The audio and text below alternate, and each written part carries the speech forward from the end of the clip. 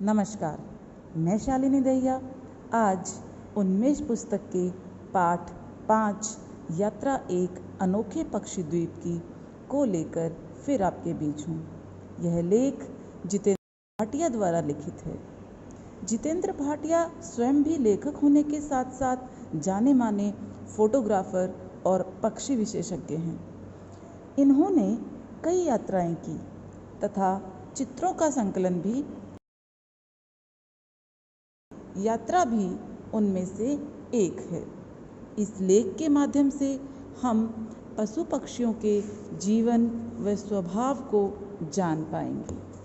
तो आइए देखते हैं क्या है इस अनोखे पक्षी द्वीप में। हिंद महासागर में 115 टापुओं का एक खूबसूरत द्वीप है सेशेल्स। यह अपने सुंदर समुद्री तटों के लिए विख्यात है, प्रसिद्ध है।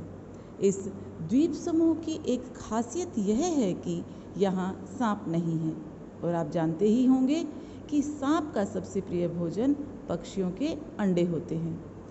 सांपों के न होने के कारण यहाँ पक्षी जमीन पर या इसके आसपास मज़े से घूमते फिरते हैं और यहीं अपने घोंसले भी बना लेते हैं।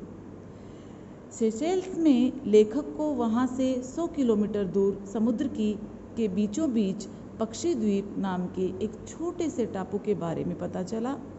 इस द्वीप पर हजारों लाखों की संख्या में कुछ खास समुद्री पक्षी अंडे देने आते हैं और कुछ महीने में बच्चों के बड़े हो जाने पर फिर उड़ जाते हैं। इस छोटे से द्वीप में मनुष्यों के जाने पर कई प्रतिबंध हैं, अर्थात रोक है।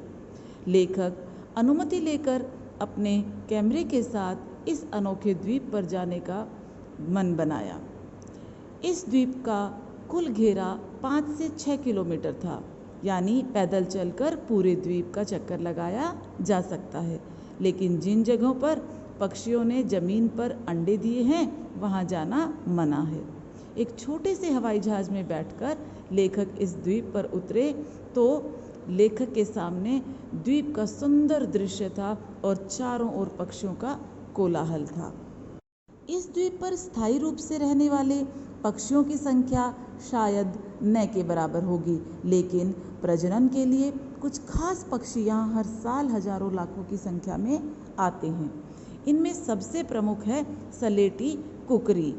ये 4 से 5 लाख की संख्या में यहाँ आती हैं और एक मचान से लेखक ने इन पक्षियों का और उनके बच्चों का अद्भुत नज़ारा देखा। मचान होता है बांस का बना हुआ कुछ ऊंचा स्थान जिस पर से चढ़कर आसानी से दूर तक की कोई चीज़ देखी जा सकती है। वैज्ञानिकों ने पता लगाया कि प्रजनन के लिए यहाँ पक्षी हर साल आते हैं। प्रजनन का अर्थ होता है अपने अंडे देने, अपनी संतान उत्पन्न करने के लिए, लेकिन वही पक्षी यहाँ 4 साल के बाद लौटते हैं।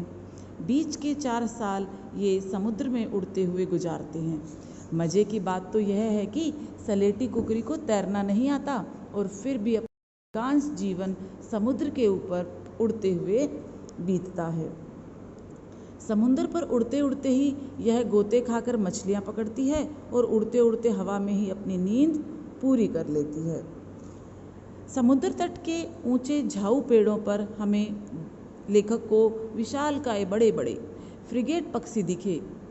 इन्हें समुद्र के लुटेरे पक्षी भी कहा जाता है, क्योंकि ये खुद तो मछलियाँ पकड़ते नहीं हैं और समुद्र से मछली को अपनी चोंच में भरकर लौटती हुई कुकरियों का पीछा कर हवा में ही उनसे मछली के टुकड़े छीन लेते हैं। इस कारण इनका नाम लुटेरे पक्षी पड़ गया। पक्षी द्वीप पर एक और अनोखा पक्षी है ट्रॉपिक बर्ड। प्रजनन के लिए वह भी यहाँ आता है। यह जब हवा में उड़ता है तो इसके शरीर से कई गुना लंबी नुकीली पूंछ हवा में लहराती हुई फिरती है। इसके अतिरिक्त एक और पक्षी है नोडी। इसके पैर बतख के पैरों जैसे होते हैं। यह पानी में की सतह से कीड़े और मछलियों को अपने पैरों में पकड़ने के लिए उतरता है।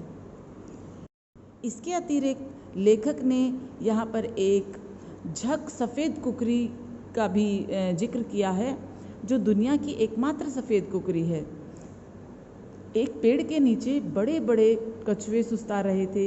इनकी तस्वीरें खींचने में लेखक को पता ही नहीं चला कि कब शाम हो गई। लेखक का मन समुद्र के नीले पानी में डुबकी लगाने का था, लेकिन तब तक उन्हें वापस ले जाने के लिए हवाई जहाज़ का पायलट बार बार उन्हें आवाज़ दे रहा था। इसलिए लेखक को मन मारकर वहाँ से लौटना पड़ा। लेकिन लेखक का पूरा दिन वहाँ बहुत ही आनंद के साथ गुजरा। आशा है बच्चों, आप भी लेखक के साथ साथ इस अनोखी पक्षी द्वीप की यात्रा कर मेरे साथ ज़रूर आनंदित हुए होगी। धन्यवाद। नमस्कार।